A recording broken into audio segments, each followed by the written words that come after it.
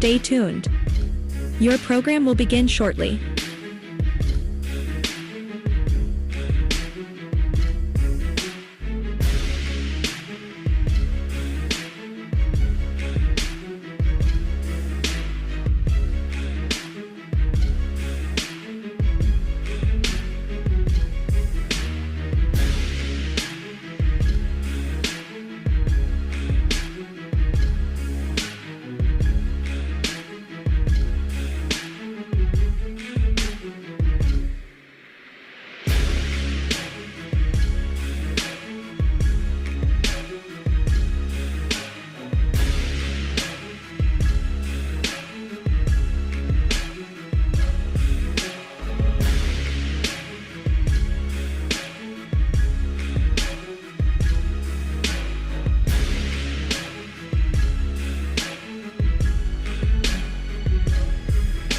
Stay tuned.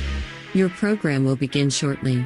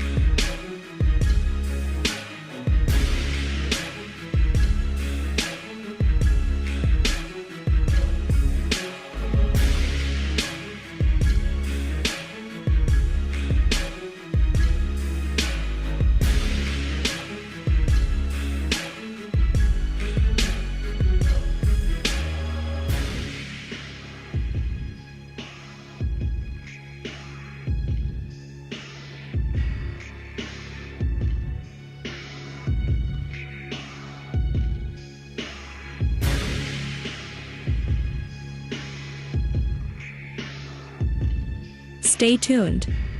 Your program will begin shortly.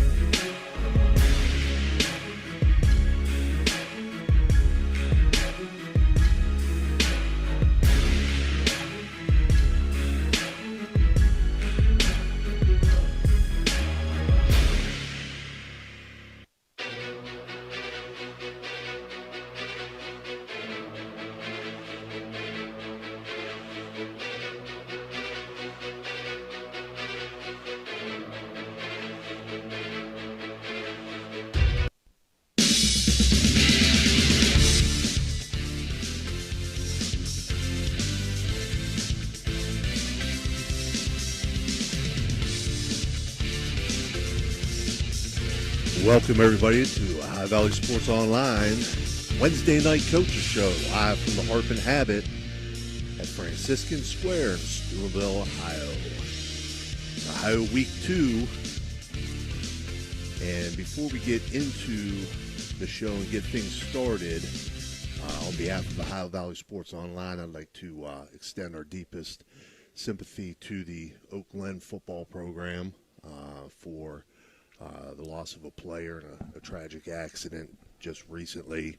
It was devastating news, and I'm sure those kids are struggling to get through this time. As a result of that, we will not have Oak Glen on the show tonight, but please, to the Oak Glen family, know that you're in our thoughts and our prayers. We're going to start the show tonight, as we always do, with head coach Reno Suckoch of the Steubenville Big Red. This portion of the show being brought to you by Fort Steuben Maintenance. Coach, coming off of a Week 1 win over Painesville Riverside, 35-14. Defense played very well against what is a very good offensive unit in Riverside. They limited the Beavers to 220 total yards, forced 2 interceptions, and came up with a momentum swinging stop in the third quarter deep in your territory that led to a 15-play, 76-yard drive to put the game out of reach.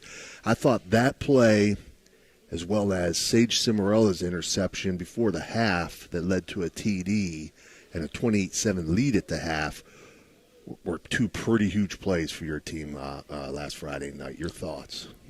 Well, the stop after the interception was beautiful, but the drive after that was even better. And I thought that Henderson's run at the beginning of the second quarter sort of got us started offensively. Defensively, I thought we really played a really sound football game.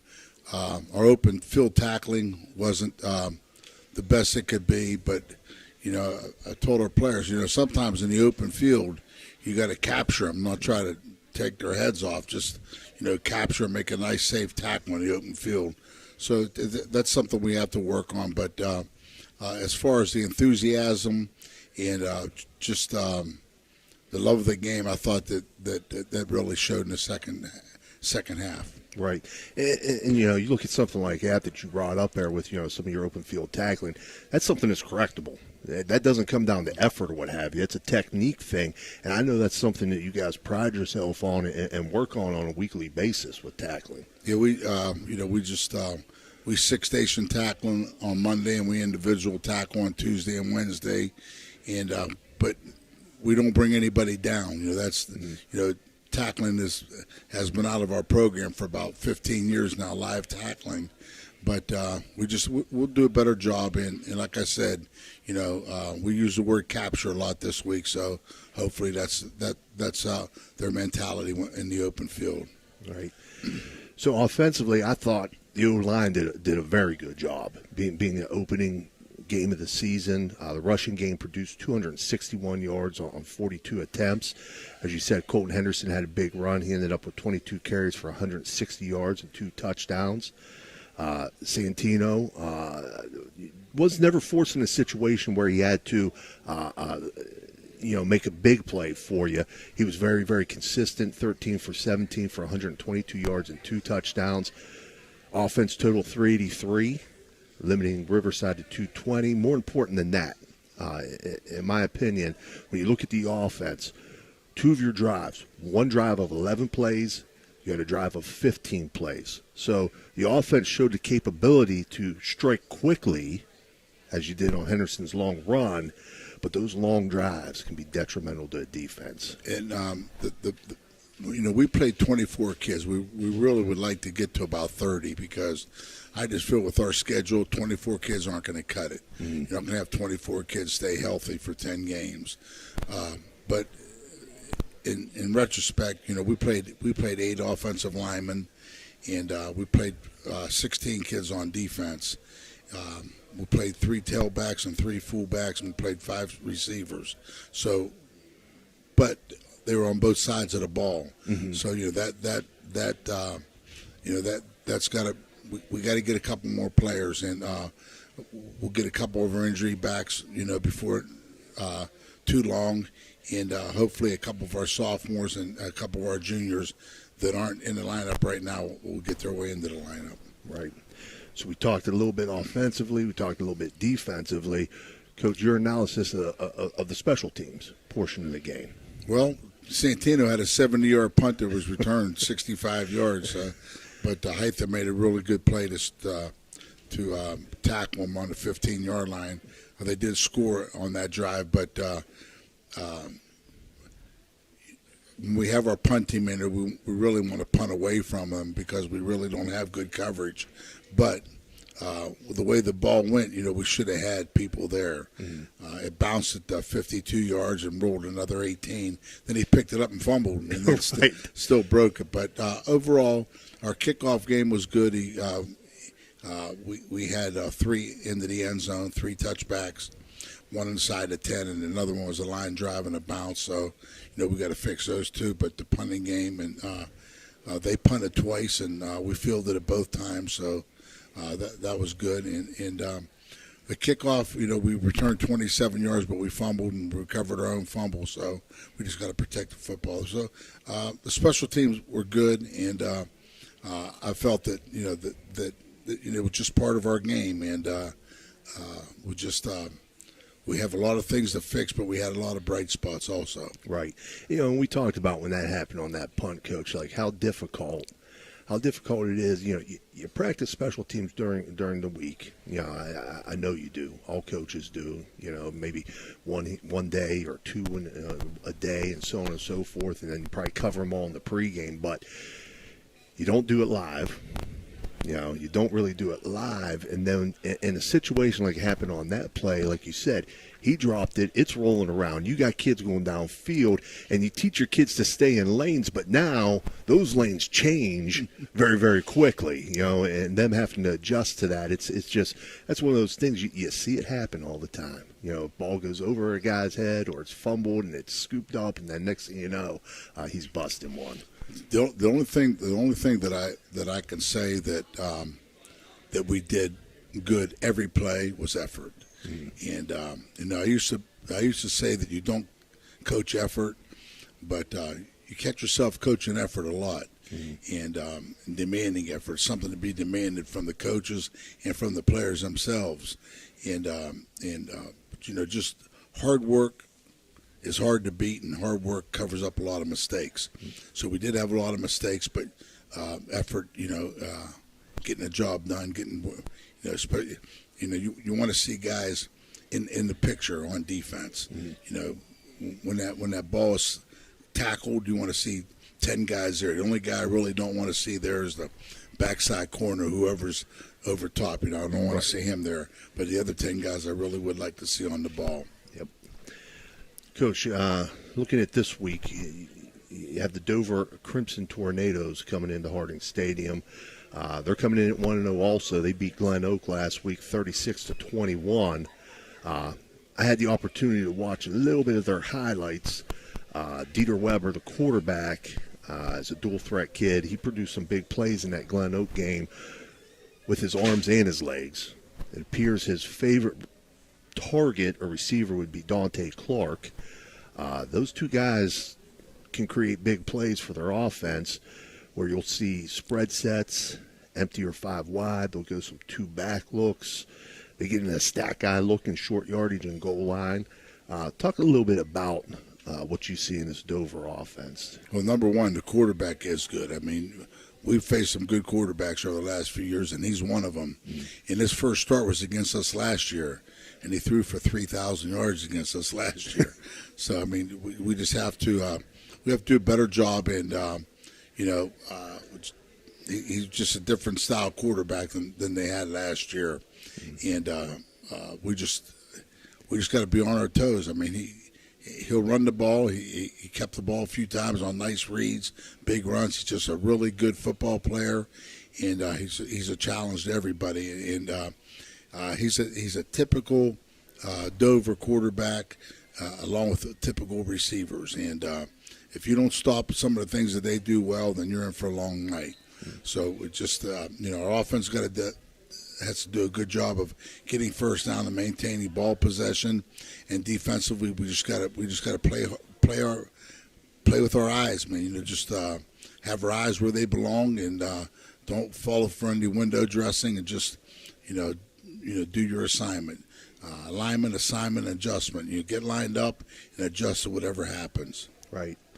Now on the opposite side of the ball, at least they appear to be an odd look, a 3-down look. For the first time, man. They put that in this year. Right. I thought that was a change for them. Now, how much of that do you expect them to stick with, or are you going to see some variations, or are you going to see some walk-up stuff with them planning or thinking they got to stop your run game? Well, hopefully we can figure out what they're doing before we get there, and we've been going against a 3-man front all summer because that's what we run, and we've been blocking blitzes because that's what we do.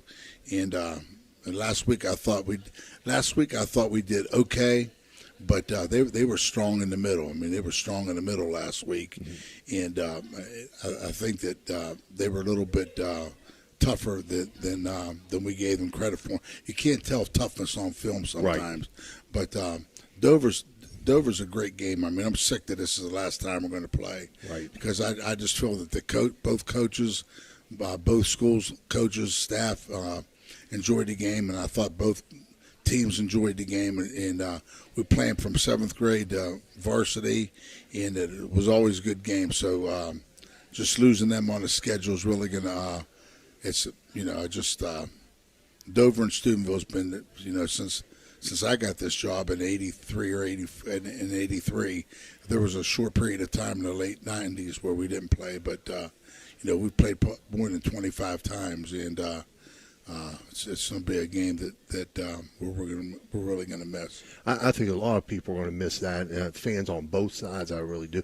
And that basically comes down to what? They're going in a different conference starting next year? Well, they've been in a different conference for a couple of years, but they've continued to play us. Right. And they have a change of athletic director, and maybe he had something to do with it. I don't know. But we had a good relationship with Mr. McCrate, and then he's retired, so we really don't know very many people there anymore. But it's going to be Dover and New Philly, and those were good games. And like I said, it's going to be a hard game to replace. Right.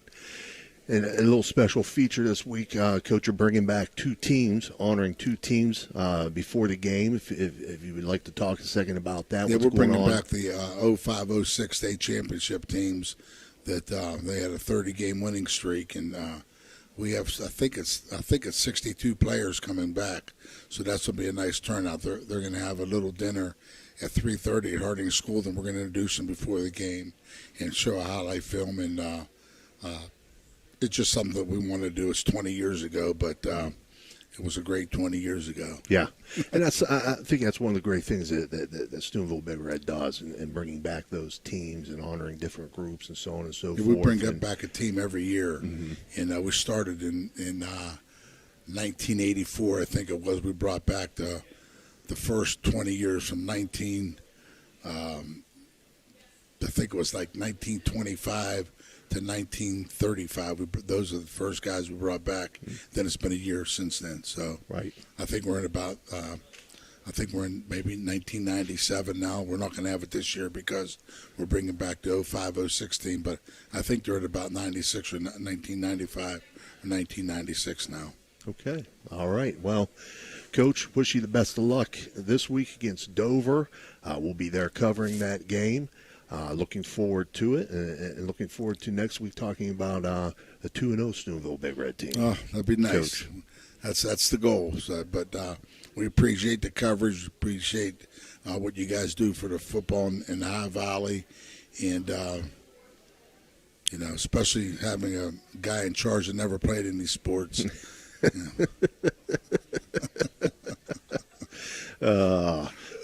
Are you talking about Dan? Are you talking about Dan? He does a good job of raising money and twisting people's arm to support him. But there's only one guy better than that, and that's Ray. Yeah.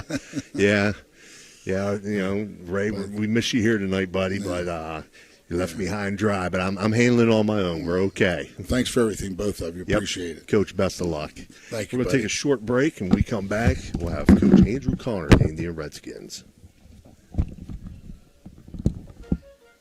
Fort Steuben Maintenance should be your first choice when it comes to any and all construction projects, whether it's commercial or residential. Make Fort Steuben Maintenance your first call. You can rely on them to be the experts when it comes to roofing, concrete, plumbing, carpentry, just about any job that needs done. Fort Steuben Maintenance, they're fully licensed and bonded, and will even give you a free estimate. Fort Steuben Maintenance. You want the number? 740-283-4890.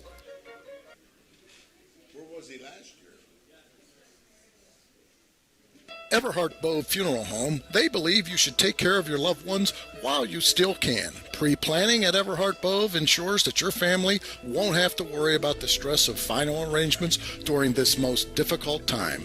More importantly, they won't have to worry about how they'll pay for it. Visit Everhart Bow Funeral Home today and discover all the affordable options available. Everhart Bow Funeral Home, Wintersville, Richmond, and Burgolds.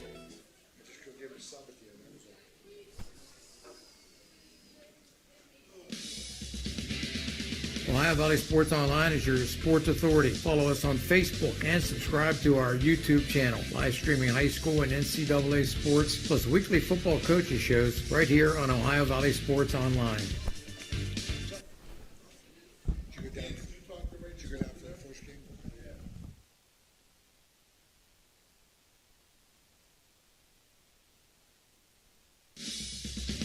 This broadcast is brought to you by Ohio Valley Sports Online, your sports authority. Subscribe to our YouTube channel and get instantly notified when we go live on our next broadcast, only on Ohio Valley Sports Online.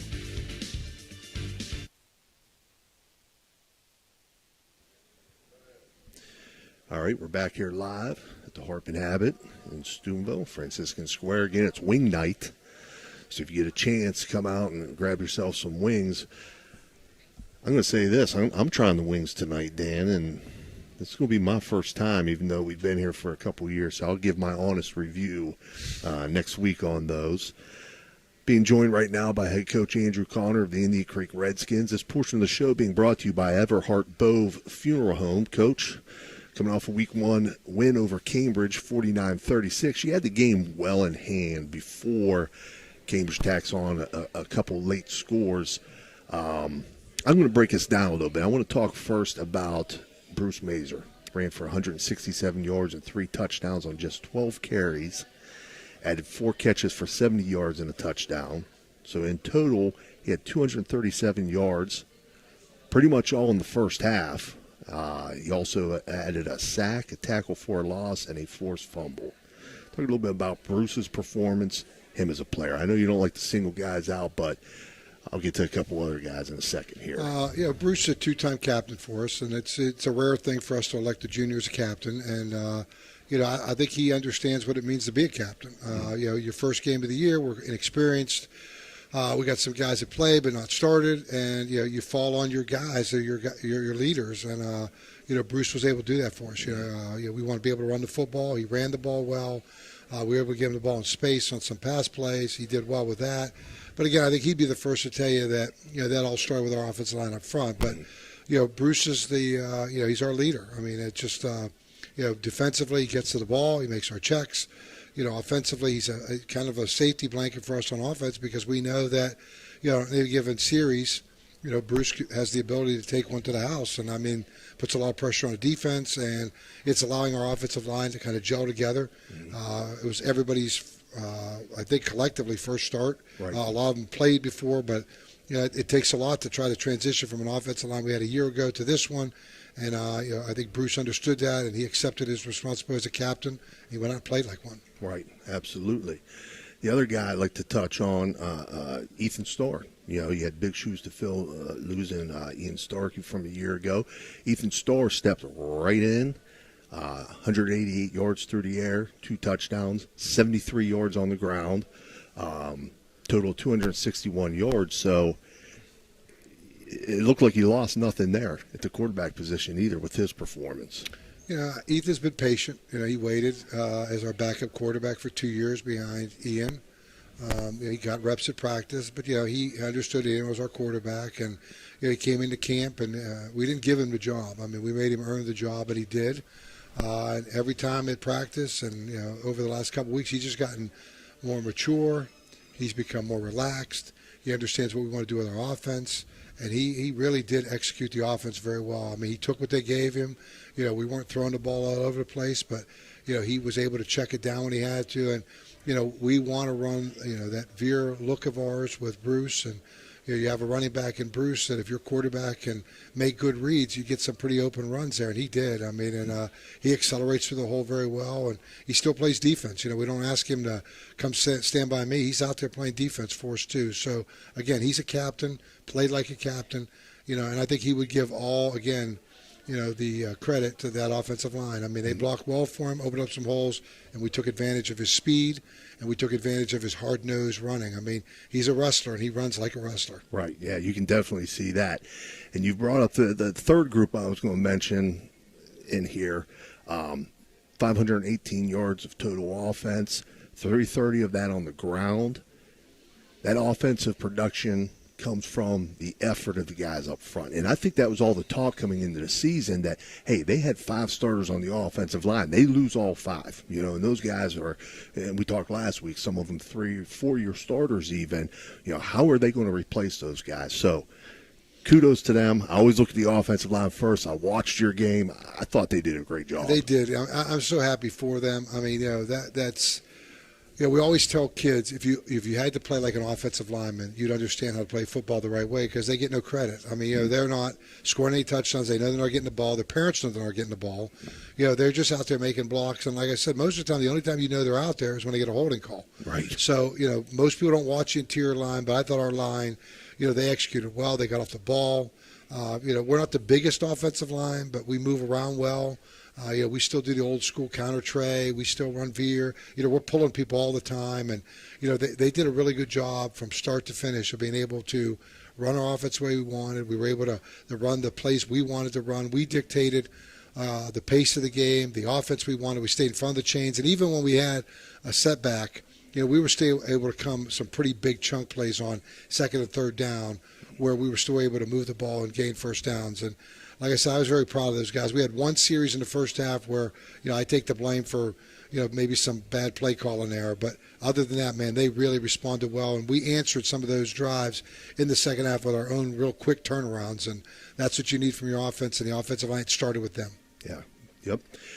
Now, as I mentioned, you had the game well in hand. As you took the lead early, you held the lead at the half. Got a chance to play the younger kids too, and that's something that's really, really important is building the depth with those younger guys, especially early in the season. Talk a little bit about, I understand, you're playing their starters against your younger guys, but talk a little bit about the effort that they showed, okay, and what you see coming from them as you continue to try to build that depth going through the season.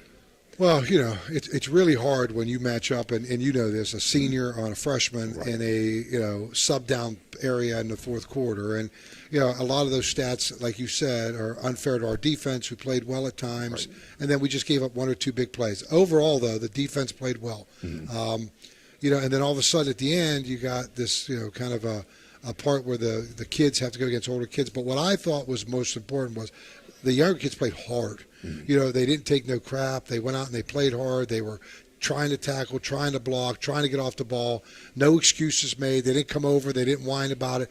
And I think it makes them better. I think they played better the next day in the JV game. I think we're growing. And I think, one of the important parts that I've always told our kids is, we get a lead. We want to get everybody in the game. I don't feel it's right to ask them. And they had a great week of practice. That's the other thing. They had a great Friday night. Or Thursday night, but they had a great week of practice. They got us prepared for Cambridge. They ran their offense, they ran their defense. I was proud of how hard they worked that week. They've grown up. We have a lot of freshmen, and those guys are growing up. They're getting better. So I was thrilled with their overall effort. Mm-hmm. Absolutely. Coach, this week you're looking at East Liverpool. They're 1-0. They were 19-10 winners over Carrollton last week. Seems like running back Xavier Lara led the way for the Potters. He had 132 yards rushing and a touchdown. Quarterback Ben Myers ran for 36 yards and a score and threw for 47 yards and a score. Meshach Harris was kind of his go-to guy when he needed it. He was on the receiving end of that touchdown and also ran the ball a little bit for the Potters. But looking at East Liverpool, we know they have a very dangerous offense with what they do with Coach Cusick up there, with some of the reads that they run and what have you. But the key in that game for the Potters was their defense against Carrollton. They gave up an opening 75-yard scoring drive to the Warriors, but after that they limited Carrollton to just 145 total yards and 3 points the rest of the way. So let's talk first about that East Liverpool offense and what problems they can present to a defense. Well, I think you hit on the head. It's the reads. It's the RPO reads that they do, and Coach Cusick's done it. When he was at Crestview, he's done it now at East Liverpool. They put a lot of pressure on you to play your gap responsibility. So if you're chasing, they're pulling, they're going. So that puts a lot of pressure on us defensively. I think Coach Hammock's done a good job all week getting the kids ready.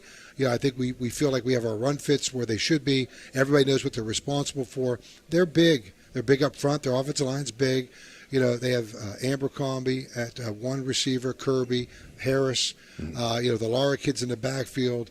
Okay, they're good. Their quarterback can run the ball. He can throw the ball. So they present a lot of issues. I mean, they are a well-versed, multifaceted offense.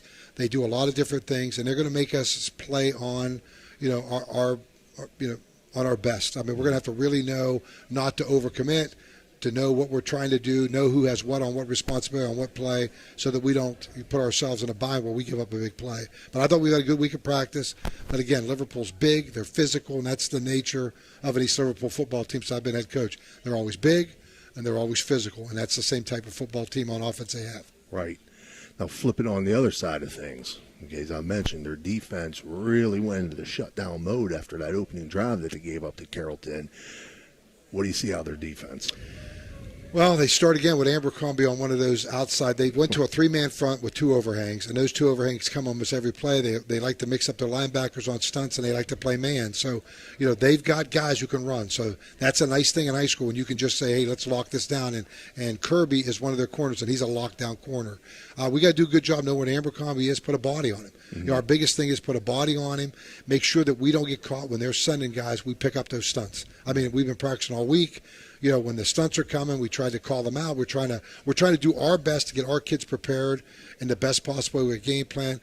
I think, for us, we got to be able to run the football. If we can't run the ball, we're in trouble. So, they have a good defense. We watched them. They really got Carrollton tilted. Carrollton couldn't leave their own 5-yard line. Yeah. We went to the game. The entire second half was played from the goal line to the Carrollton 10. Yeah. And it puts a lot of pressure on you. We've got to move the ball. I mean, we got to flip the field if we're going to be successful. And no dumb turnovers, no dumb penalties, the normal things you have. But, man, when I say this is a rivalry, I mean, last year up at East Liverpool, man, it was as smash mouth as you can get a football game. And, both programs, how important this is. We're both in both in the OVAC, both in the Buckeye North. This is important for both teams. Right, yeah, and it's really become, I mean, you look at your schedule naturally. I mean, you could say every week is a rivalry game, but this early season matchup between you and East Liverpool has really become what I feel is one of the premier matchups early in the season throughout the OVAC. And your kids, I'm sure, I know, recognize that and know what a big opportunity is. They do, and we win. And one of the things is, a lot of coaches don't want to tell kids the truth. It's important right off the bat. We're both in the same region. You're both. Both in D4, you're both in the OVAC, you're both trying to get the Buckeye 8. It's a rivalry game. We've played each other all the time. And they're good. They return a lot of kids. They beat Carrollton. We scrimmage Carrollton. So it's kind of a small indicator. Kids can kind of tell back and forth. I had a ton of kids go up to the game with us, sat by us, we watched. We respect their program. We respect Coach Cusick, and I know he's going to have them ready to play. So if we're not ready to play 4 quarters, we're going to have troubles. And the one thing about it is it's going to come basically down to that fourth quarter, who's in better shape, who kind of puts their game plan in motion and tries to get the other team to kind of chase that game plan. And that's what we're going to hope to do. Hope to run the ball, hope to mix in our passing game, and like I said, take away their big plays on offense. I was going to ask that question, too, because I know in the case of Big Red, they scrimmaged Glen Oak in their second scrimmage. Dover open with Glen Oak. So you're looking at film, getting ready for Dover, and you're making comparisons to the scrimmage you had with Glen Oak. And you had the same situation now going into Liverpool with Carrollton. How much does that help you? I think it helps a lot. I think you know, like a lot of times you watch the huddle and you're not sure because you don't see that team play. Now, you may see the score and you may think you see stuff, but I'm a big fan. And the other thing for us was we saw it in person. Mm-hmm. It wasn't just on tape. We went and saw East Liverpool and Carrollton. So we know how Carrollton was when we played them. Yeah. In person, and then we got to see how Carrollton responded in person. That first drive at Carrollton was very good. They just lined up and they said, "Here we come." Just took it to them, yeah. And then I think what happened to them, they couldn't get any breaks. Everything that could have went wrong against Carrollton went wrong for Carrollton. But I think it helps you because I think you ask any coach, you saw those kids play you, and you got to see the same kid and the way he responded to the Liverpool kid. And, a lot of times you do the matching score thing, and it's hard. This was more about, the same opponent. Mm-hmm. You saw him in person because you played him, and then you saw him in person when they played the team you're going to play. I thought it benefited us a lot. I did. I thought we got a really good scout. We took a lot of coaches up there. And I'm hoping that kind of got us off to a good job of putting together a good game plan that we're hopefully going to execute on Friday night. Absolutely, Coach. And that's going to bring us to the end of the Indian Creek portion of the show. Coach, best of luck to you. I appreciate it. But I want to send a shout out to Ray. Yep. Ray always was worried about, my family and things that I'm there. So, I want Ray to know that he's in my prayers. We're thinking about him. We miss him. And I miss not being able to turn this way and talk to him. And I hope he's feeling better soon. Sure, absolutely. And we'll be bringing you the Indian Creek Liverpool game. So we'll have 2 games on Friday night, Big Red and Dover, Indian Creek and Liverpool. And I know looking down the road, I'll get my first chance the following week, I believe, when you take on UL. So I'm looking forward to that. Thanks, Coach. Best of luck. Buddy. Thanks, buddy. Coach Andrew Connor, Indian Creek Redskins. We'll take a short break, and we'll be back with Greg Bain of the Steubenville Catholic Central Crusaders. Everhart Bove Funeral Home, they believe you should take care of your loved ones while you still can. Pre-planning at Everhart Bove ensures that your family won't have to worry about how they'll pay for it. Visit Everhart Bove Funeral Home today and discover all the affordable options available. Everhart Bove Funeral Home, Wintersville, Richmond, and Burgolds.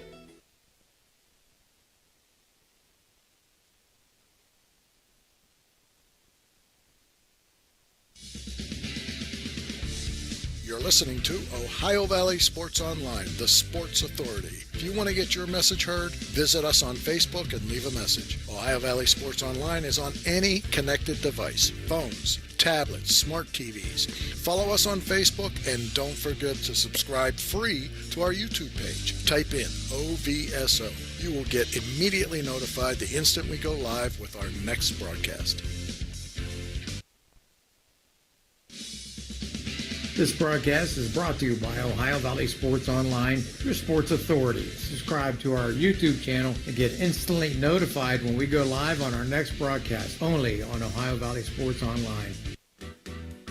Thank you, National Colloid, for sponsoring this broadcast. A National Colloid company with over 75 years in the chemical industry can take care of all your chemical blending needs.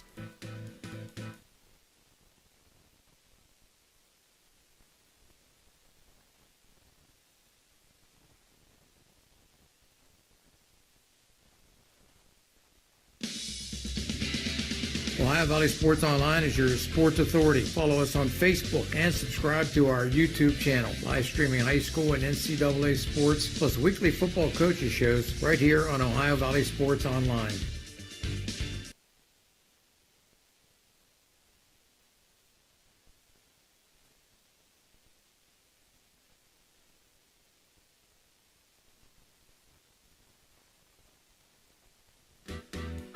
Thank you, National Colloid, for sponsoring this broadcast. A National Colloid company with over 75 years in the chemical industry can take care of all your chemical blending needs.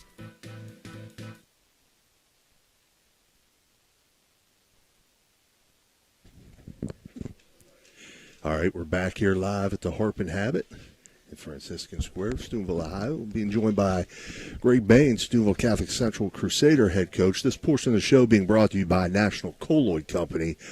Coach coming off of a tough Week 1 loss to Lucas, 29-13.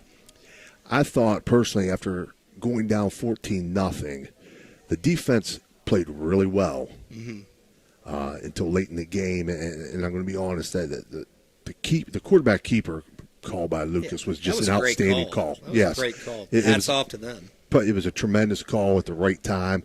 But the team showed a tremendous amount of fight and resilience.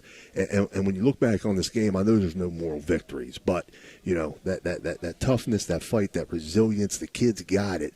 Everything else is correctable. Correct? Absolutely. I mean, in a lot of ways, I felt like we beat ourselves. I think we had 11 penalties, and 8 of them were pre-snap with illegal shifts or motions or false starts. We fumbled probably 4 or 5 snaps where the ball hit us, in the hands. Right. We dropped a touchdown. Yeah. Like a lot of stuff, it's fixable, it's correctable. But yeah, I was proud of the fight and resilience we showed. We could have easily folded, and that game would have been a blowout. Right. But we pulled ourselves up off the floor, and we chose to fight, and it was good to see. So we know we have that in us now. Right. Now it's just putting the consistency part together. Right. First-year starter Matty Jones, he was 5 of 17 for 136 yards, 2 touchdowns, one to Raheem Mitchell, the other to Michael Fabro. He also ran for 36 yards. Ryan Holsworth led the way in the rushing game with 51 yards on 11 carries. You know, when you break the game down and look at things, as you said, you know, you look first at total yardage, fairly even, 291, 226. First downs, 9-7. Penalties were about even. I know you had a lot of those pre-snap penalties, but about even. And turnovers, you know, you had 3. Lucas had 2 interceptions by Davion Thorne. So you played a fairly even game with what could arguably be one of your best opponents on your schedule. Yeah, and I think, you know, looking at Matty, I think if you watched, he shows flashes of being a really good quarterback. He's just, it's his first year doing it. He played tight end last year, only got some reps in JV games, and it's a brand new offense. And the offense is very timing based with the motions and moving people. So it's going to take time. You know, some of that was just we're anxious, we're moving people too quick, and they got to be set for a second before you move to the next guy or snap the ball. So again, fixable stuff. But I thought he ran the ball well at times, running our power ride, extended some plays with his feet, and made some big time plays. And then there were some plays where he looked like a first year starter, right? So it's just, again, like everybody, he's got to be more consistent, but he has it in him. He has the potential to be a really good player. Right. Now, looking at things from a defensive standpoint, I was fully expecting, as I'm sure you probably were too, even though Lucas showed some of those spread sort of sets in their scrimmages, their bread and butter has traditionally been the double tight, double wing, foot to foot. They did not run that except for their last offensive play of the game. So how did that kind of affect, did it have any effect on maybe the defensive strategy coming in? Did you prepare for kind of both styles of offense during the week? Talk a little bit about that. Yeah, we definitely prepared for both. We kind of thought the scrimmage was kind of a ruse and they were just going to do what they do. So I was surprised they ran as much spread as they did, but they still ran the ball. You know what I mean? Like, it was still wing tee. Coming right at you. I mean, they ran a quarterback sneak on 2nd and 7. They ran quarterback sneak like 3 plays in a row early in the game, just kind of saying, stop it. You know, so what they do is hard to prepare for, and I thought the lightning delay helped us because what they were doing, we were kind of misaligned and opening up gaps. So we were able to settle the kids down. Hey, we should be here. We should be here. And then, you know, we got to fight. And I thought once we calmed down and got aligned, like that's a big part of stopping that offense, whether they're in their spread looks or, you know, the double tight. Once we got aligned, I thought we were pretty close or even with them, like you said. And the defense, you know, hats off to them. I mean, I put them in some bad situations going for it on 4th down in our own territory early in the game, and they bailed us out multiple times.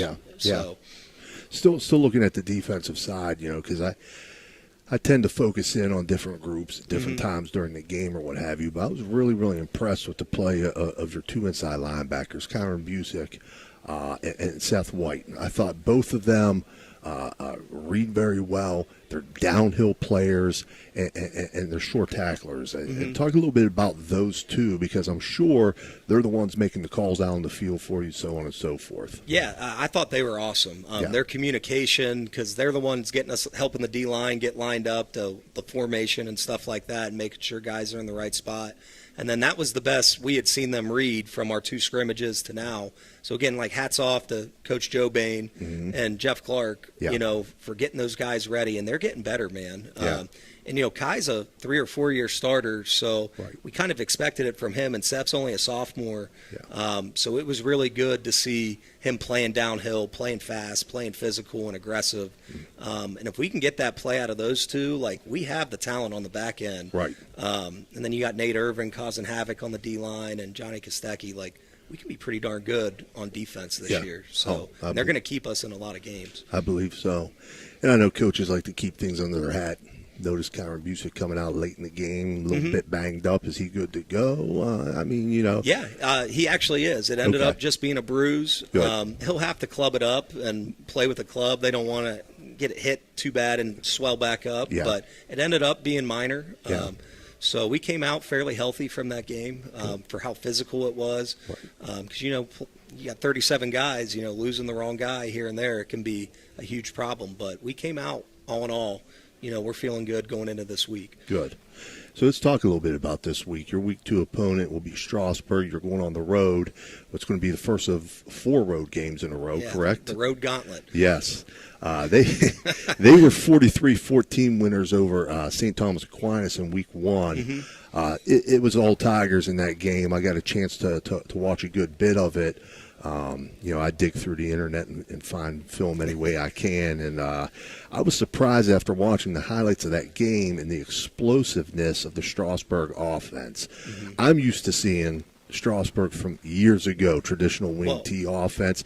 They spread it out and sling it around, and they have a dual threat quarterback. Yeah, I mean, last year, we were prepping. We start breaking films down in the summer, and we did them. They were wing T out of the gun last year. Yeah.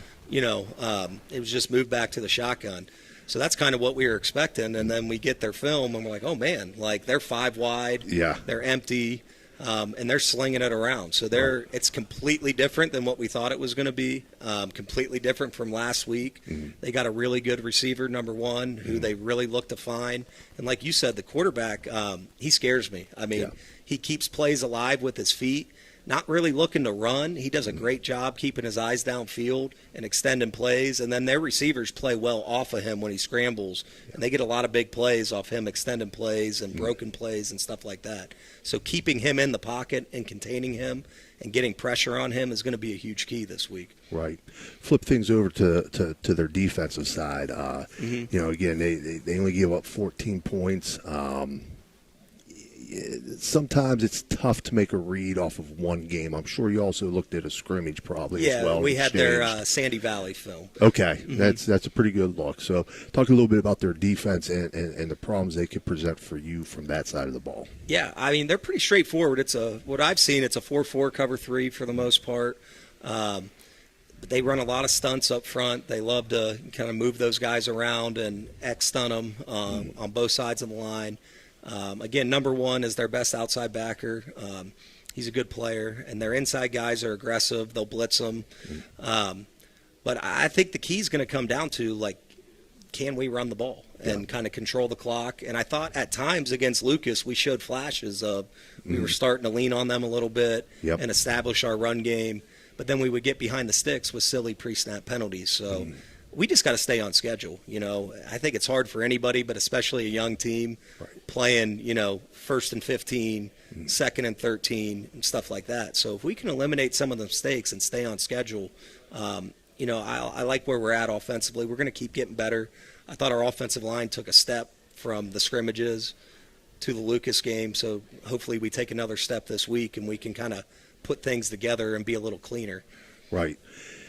Well, stepping off script a little bit here. My last question, I always like to pose at least one tough question. Oh, yeah. You brought up their 4-4 scheme. I know you're a gap guy. Yep. And gap blocking has rules to it. Is there a front that you prefer to see or are you going to base and maneuver things based on formation and get the look you want? Yeah, I mean, I think there's a little bit of both of that, but I'm a run game guy. I think if you draw something up, I think I can run anything. Right. I know that's not always the case, and there is stuff but there's always that defense you'd rather see against certain plays. Honestly, I prefer to see the 4-down look with the 2 backers in the box. I think it's just easier for our angles and our double teams. But, with their stunting and moving, that can present problems, too, if you chase people off your track and you get your eyes in the wrong place. But, yeah, I think 3-down sometimes it's just harder because it changes your rules a little bit. Right. The 4-down keeps it more consistent. Yeah.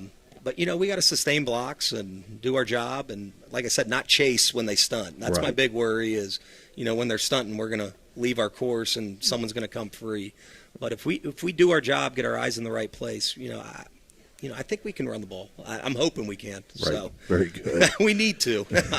Well, I want to wish you the best of luck as you embark on your big road portion of the schedule. 4 in a row, man. So it starts now. Friday night, so it's a day earlier this week and a little bit of a bus trip, but I know you'll have the players ready to go. Yeah, so.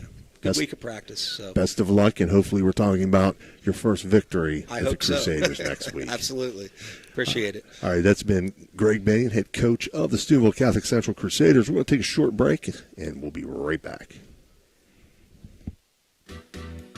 Thank you, National Colloid, for sponsoring this broadcast. A National Colloid company with over 75 years in the chemical industry can take care of all your chemical blending needs.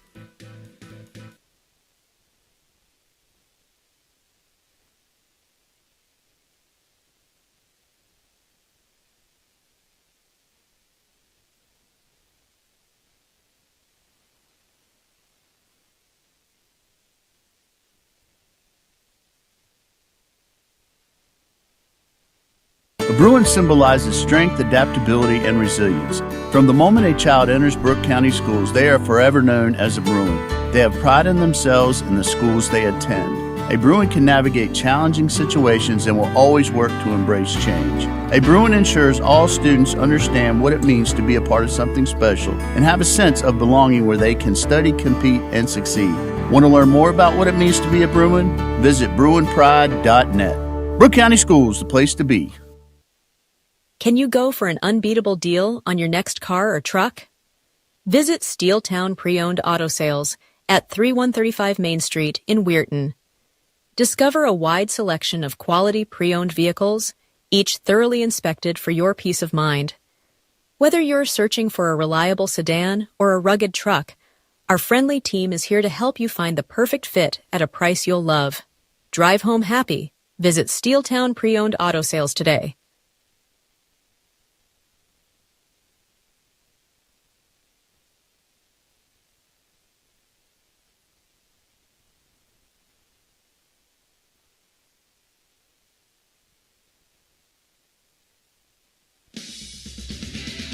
Ohio Valley Sports Online is your sports authority. Follow us on Facebook and subscribe to our YouTube channel. Live streaming high school and NCAA sports, plus weekly football coaches shows right here on Ohio Valley Sports Online.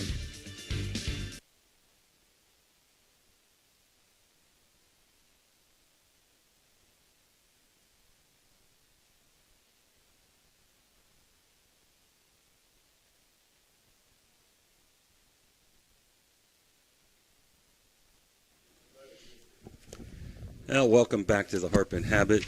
Jim DiCarlo here with Frank Sassini. Frank, before we get into the football stuff, we want to give our deepest sympathies to the Oakland family and the family of Carter Pasacreta, who passed away tragically this week at Oakland. Yeah, our thoughts and prayers go out to the entire community, obviously the family and friends of, what had happened. So, our sympathies go out to them from the Brooke High family. And, anytime you see that kind of tragedy within a team, it's one thing when the whole community comes together and you lean on each other at that point. So for us, we definitely, have them in our thoughts and prayers. Yes, terrible. And again, we would hope that everyone else would keep the Cresadina family, Pasacreta family in your prayers. This segment brought to you by Brooke County Schools. We're at the Harp and Habit Wing Night. Come down here and get some wings. It's always packed down here. Good atmosphere, good food. Frank, let's just start right off with your scrimmage from Wheeling Park last Thursday, was it? Yeah, that's correct. So we traditionally have that Thursday night scrimmage to give us that Friday night availability to be able to go out on the road and do some scouting. And our staff was out and about throughout the valley because of that Buckeye Eat schedule we do have coming up.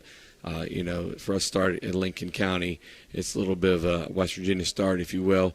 And we had guys out Friday night. But Thursday night we had a really good scrimmage. It's always a great thing when you get to go against a quality football program like Wheeling Park High School, Wheeling Park football with Chris Doherty and his staff.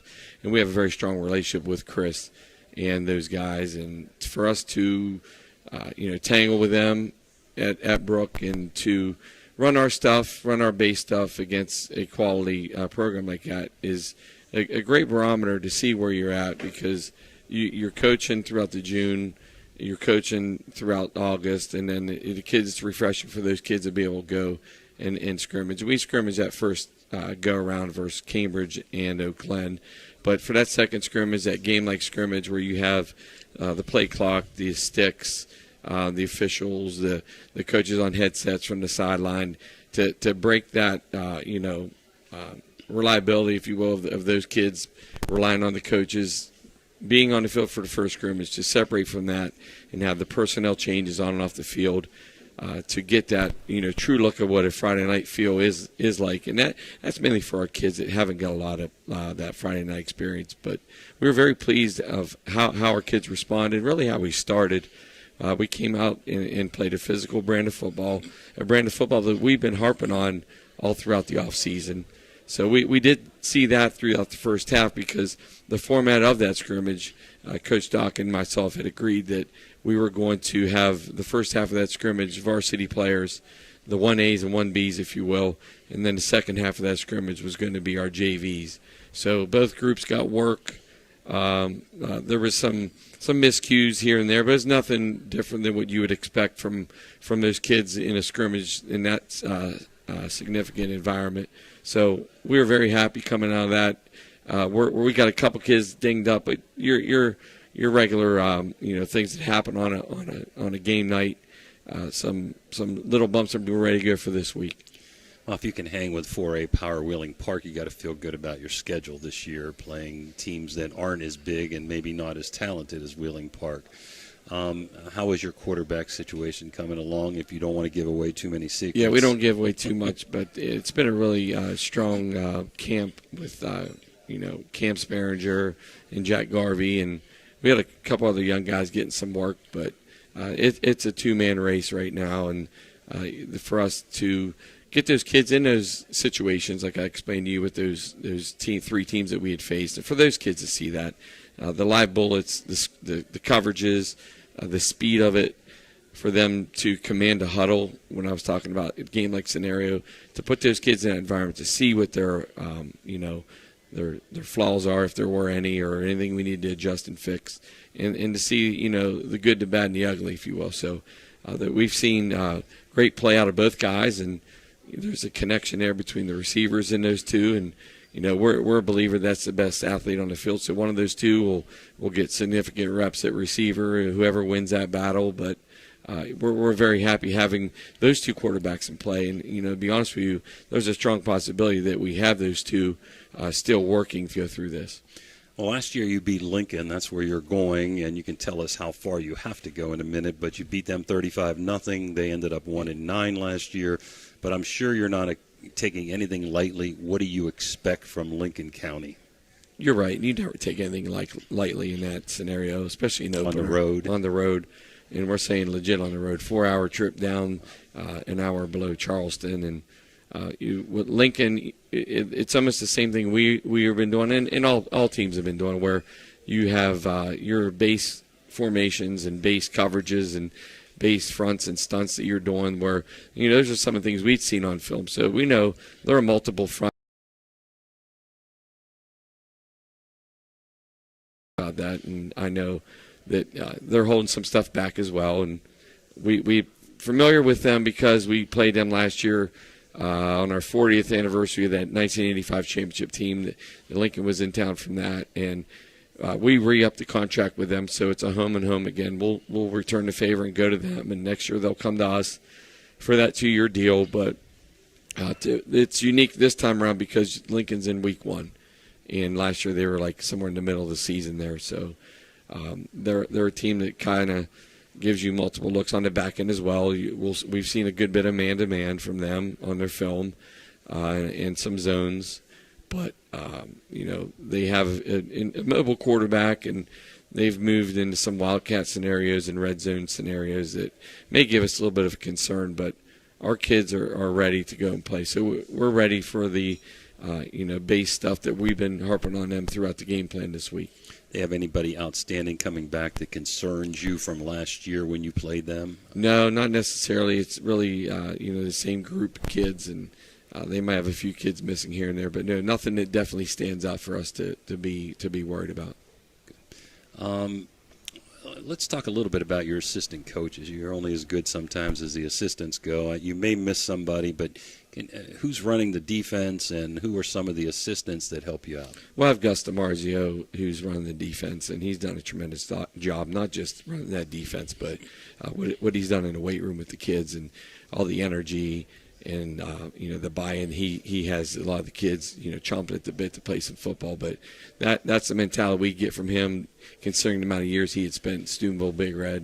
And we're fortunate to get Gus to come across the river, so it's been something that we're very, very pleased with on a daily basis, and Coach DiMarzio brings that every day, and our kids really feed off that. And offensively, Coach Troy Fetty, he's spent some time with me at Weir, right, is now and he's been around the valley, coaching a lot of football, where he'll be calling the offense, and we run more of a spread, spread stuff that he's familiar with. So he's doing that for us, and I even got my list too, like you just. So I don't miss anyone. Kevin Elson, who's moved up from the middle school program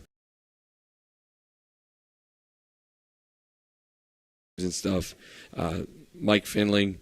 And he's doing our middle school, and he's working with our line play. Paul Giulio is a long time Bruin that anytime you talk about Brook football, you can't talk about Brook football without bringing up Coach Giulio as a player and how he how many years as a coach and all the track years and how he's involved with everything. And then Phil McMahon, bringing Phil McMahon in last year was a huge addition. Former player for Billiard, played football at Fairmont State University, where he's translating that to our kids, and he had a familiarity with the kids because he had worked with a lot of these same boys throughout the city program years ago, and to have him involved in this has been a blessing for us. And Ryan Sherrick's another one that's been there a long time. Coach other sports too. Yep, coach other sports. Played quarterback under Coach Billiard, and having the wealth of knowledge he brings to the whole scenario, because he's been around the game for so long, and he had spent some time in Virginia, so he's got a real strong insight, a lot of that stuff. And we got Doug Sizemore, who come in. He's one of our middle school guys, who's actually the head wrestling coach at the high school. So they have him involved with Austin Williams, who's a young guy who's bringing a lot of the energy and youth to the program, or bringing him along and teaching him a lot of things that us veteran coaches have been part of for years. And at times we tease him a little bit because he's the low man on the totem pole, if you will, but we've all done that. Everyone has done that, and it's kind of a rite of passage. So he does a good job with the scout teams and stuff. And then Kent Kidder is a volunteer coach that we have is more of a defensive consultant, if you will, where he is in the forefront with the defense and talking to Coach DiMarzio about things that he sees on game nights. So that's really the group that we have there. That's a strong group. I'm very happy to have them around us. Job over at Weir High. And last question I have for you, let's talk a little bit about you.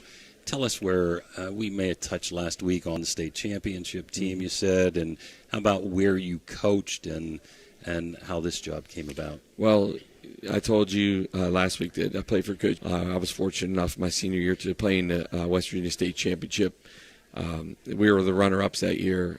We lost to Capital, 20-13 in the final, and that kind of lit a spark. And I had that football feeling in my mind about I really like to do that, and end up at Fairmont State playing football, and that really kind of reached out to Coach Billiard and talked to him. And throughout the process, there was in 1998 there was a job available at Fallsview Middle School where I became the head coach there. Dave Ryder, Paul Marcus, Lynn Dodd, Perry West. I mean, I could go on. Assistant. It was like I was a hook, line, and sinker where I wanted to make it a career, and I did move up to varsity after being the freshman coach, and then I kind of was I was behind Bill Wiesiak for years as the defensive back secondary coach with him, and to listen to all the insight and everything he brought and all his wealth of information there for eventually to be a head coach. And I did my student teaching at Steubenville Big Red, got to do some student teaching there and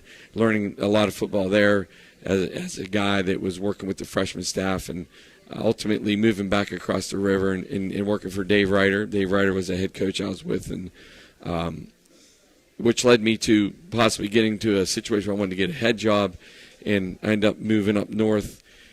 Tony Filberto was another, coach with a multitude of experience and legendary status in the Valley. To be able to go and work with him was like, I could check that box and go learn from him. And once he had retired, for some reason, he dodged that COVID bullet, and he retired right before COVID hit. And during COVID in 2020, I'm a unique, stat because I got hired during the COVID season, if you will, where I was hired via Zoom and had to meet and talk to all my players through Zoom. And I always had this, vision. I'd go talk to them and give that big speech of the first day, but my first day with them was on Zoom cameras. And the first 2 years of my coaching career really cost me a little bit. We lost some games that year when it comes to the COVID running through the teams and games being canceled. So those first 2 years were a learning process on many levels. I couldn't really lean on too many people because it was a national pandemic and there weren't very many coaches that had been through that one. But I continued with that into the 2022 season where we were a game, and that kind of led me to, an opportunity where there was an opening at Brook High School, and I figured, I wanted to. That was my thing. At some point, I wanted to take a shot and go back to the alma mater and through Dr. Crook and Corey Murphy and Eric James and all the people involved there at the high school. So that's what. And it was surreal because at times I'm walking the hallway as a student, walking the halls as assistant coach, and now I'm walking the halls as a head.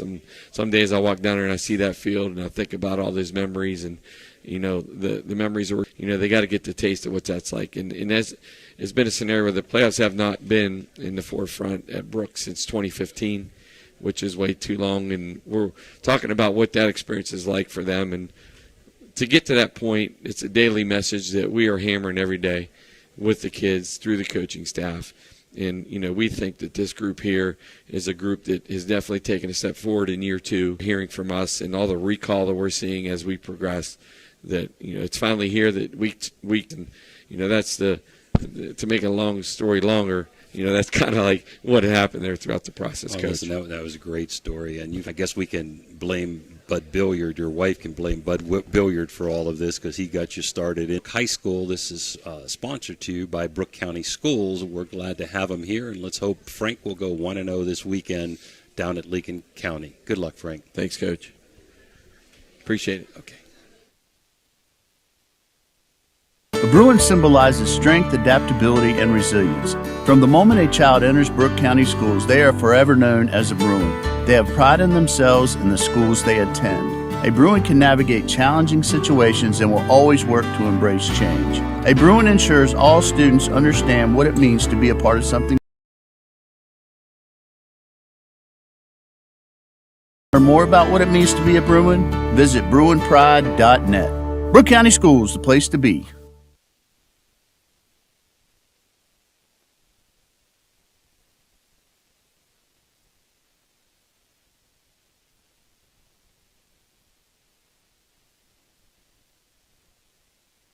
Can you go for an unbeatable deal on your next car or truck? Visit Steeltown Pre-Owned Auto Sales at 3135 Main. A wide selection of quality pre-owned vehicles, each thoroughly inspected for your peace of mind. Whether you're searching for a reliable sedan or a rugged truck, our friendly team is here to help you find the perfect fit at a price you'll love. Drive home happy. Visit Steeltown Pre-Owned Auto Sales today.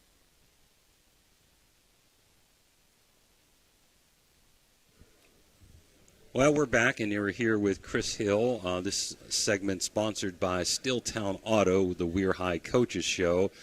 Pleased to have Chris here. But before we get into football, something way more important than that, we'd like again to give our deepest sympathies to the family of Carter Pasacreta, who tragically passed away, a student athlete at Oakland High School. Chris?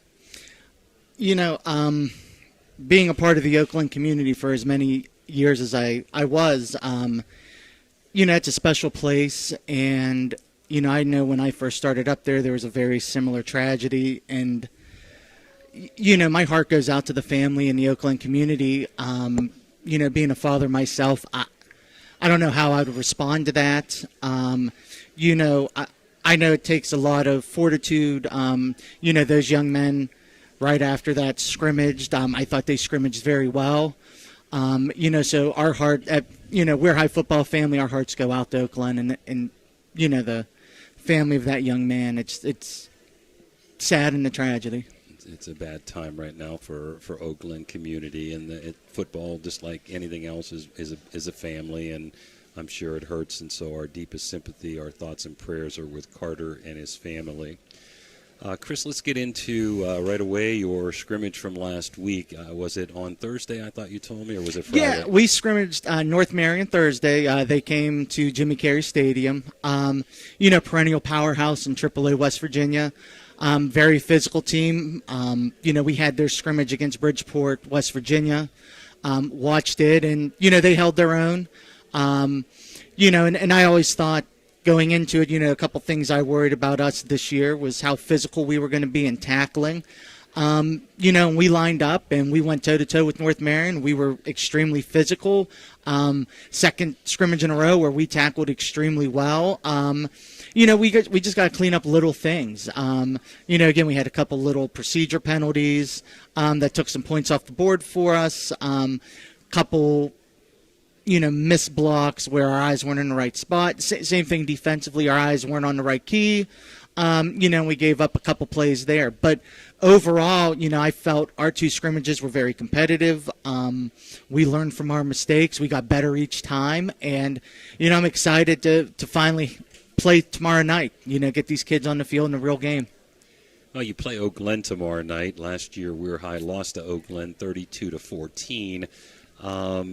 Can you tell us what concerns you have? They have some pretty nice skilled people and some nice linemen back. And also add on to, is it a plus or minus, or you don't see any difference playing on a Thursday instead of a Friday? I'll say this. Our kids are creatures of habit, so this kind of throws a wrench in the plan, so to say, because, it's a Thursday night game, so we're kind of sped up a little bit. But I'll say this, the kids have answered the call. I know in years past, going into this, we struggled with that change. Our kids have strung together 3 pretty good days of practice, so I'm excited for that. And, I go back to last year's game. I was there in the end zone as an administrator at Weir High School watching. And, I thought Weir did a lot of good things. And I thought, going back to a theme we have, there were just little things that cost them. Filling a hole right, taking on blocks with the right shoulder, looking off a safety here. I just thought a bunch of little things compounded, and then it kind of snowballed. And then towards the end, this was a theme with our kids this week is, at 7 o'clock, we're going. At 7 o'clock, we're going. 8 o'clock's going to be a little bit late. And if you watch last year's game, I think that's what happened. They started getting a little bit going in that second, into the second quarter and in the second half, but by that point, it's too late. Watching the film, I think Coach Stickles is doing a great job up there. They're going to be very aggressive up front. They're going to blitz. They're going to try to play, a little bit of man, a little bit of cover 3. If we give them trips to a side, they're going to rob us with their safety. The back they have, big physical back, I think having the quarterback back definitely helps them. We're kind of, in a similar situation where we're bringing a guy back that has some experience, and, I think that definitely helps. And being there in 23 with Coach Cassini, who was just on, we had Malachi Strohmile for 3 years. Everything was rolling. Then that next year, we had brand new quarterback to our system. And, that kind of threw a little bit of wrench in the plan. Everything was kind of a little bit slow. So, he can run. He's a good athlete. They got they got 2 wide receivers. One, I believe the Hartung kids, pretty tall, can go and get jump balls. Then they got the Carter kid who they want to get some jets to and get him out on the edge in their screen game. So they got a little bit of juice in their offense. But I think we have speed all over the place.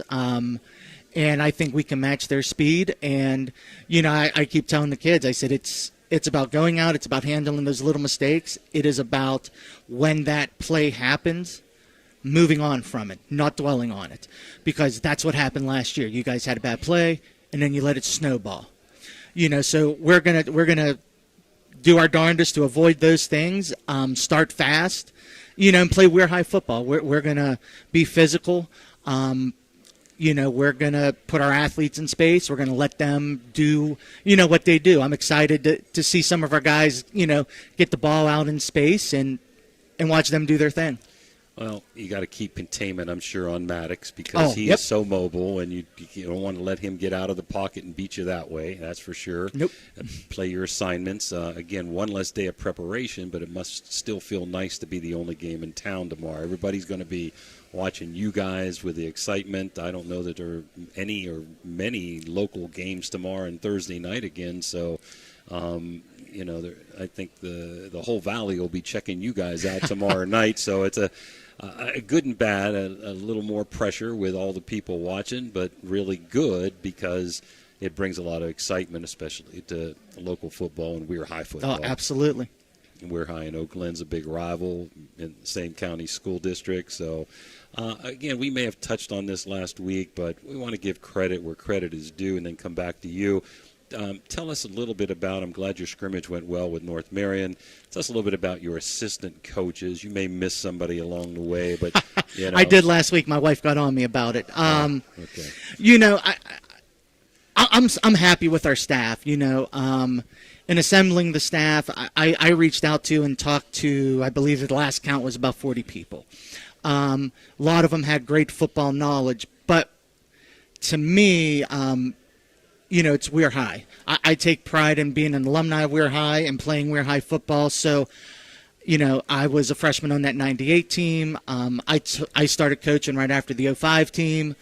So we wanted to bring that back. So, it's about finding those guys that fit the Weir High mentality. And I was lucky, bring some guys in who I played with and we're on teams like that. Start with Eric Hayden, who's doing our offensive line, defensive line, doing an absolute fantastic job, was on that 05 team. Joe Petrovich, who's my offensive coordinator, we rode to school together. I've known him since like 4th grade. So it's great that we're doing this together. We actually started at Weir Middle together. He's calling my offense. And again, was a coach for the 05 team. And then went on to Olsh up in PA, went to back-to-back WPL championship games there and won. Then I brought Jason Angle back, who, even though he's an Oakland guy, we get on him about it, but he's been at Weir High for 30 years. He taught me in 7th grade, so he understands the mentality. We brought him back. He's in the school, has a good relationship with all the kids. Not trying to miss anyone. I brought Corey Lyons back, a great running back from the 2023 team. He was very interested in coaching, reached out to me. I said, if I get this job, I want you back. I want to start cultivating the future of this staff. So he's helping us out running back, linebacker-wise. A little younger than us. He's in touch with the kids because he's not that much older than him. His brother's on our team. So all those kids hanging around. Early teams, Coach Filberto was there when he flipped it around the first time. So we're building that staff and we're going that way. I got to think if I'm missing anyone else. I don't want to get yelled at when I go home. Yeah, we don't want your wife mad at you anymore. Okay. Yeah, got all them. Oh, and Paul Stevens, he keeps telling the kids he's 71 years old and he has the most energy I've ever seen. And again, another guy who, when I was coming through the Weir High program, was involved coaching, was there for years. When I was lucky enough to be the head coach, he reached out and, I want to come back. I know what Weir High's like. I don't have many years in coaching left with me. His grandsons are on the team with us. So we're trying to get this thing turned around, and, I'm using him to go through and, help Chris Pugh, to help Eric, to help Corey Lyons, become better coaches and to be an influence on them the way he was on us as a players, but now as a coach, so we can continue that tradition here at Weir High School. So I'm super excited for everyone. And guys, if you're watching and I forgot you, I'm sorry. I'm excited doing this. So. Listen, in order to change the culture, you have to have a lot of enthusiasm, and you sure have it. I know we can't get too specific. You don't want to give any secrets away for tomorrow night's game, but we can be more specific next week when you come back about your first game, and we wish you luck at We're High this season, and hopefully things are much better than they were last year as far as record-wise, and hopefully that you guys have a chance to make a run for the playoffs. Thank you very much, Chris. Thank you. Thank you guys for everything you do. This is brought to you by Steeltown Auto, the We're High Coaches Show. For Jim DiCarlo and Dan Vogel, and we'd like to thank Chris Hill and Frank Sassini for coming in tonight. We wish each one of you a good evening. Take care, everyone.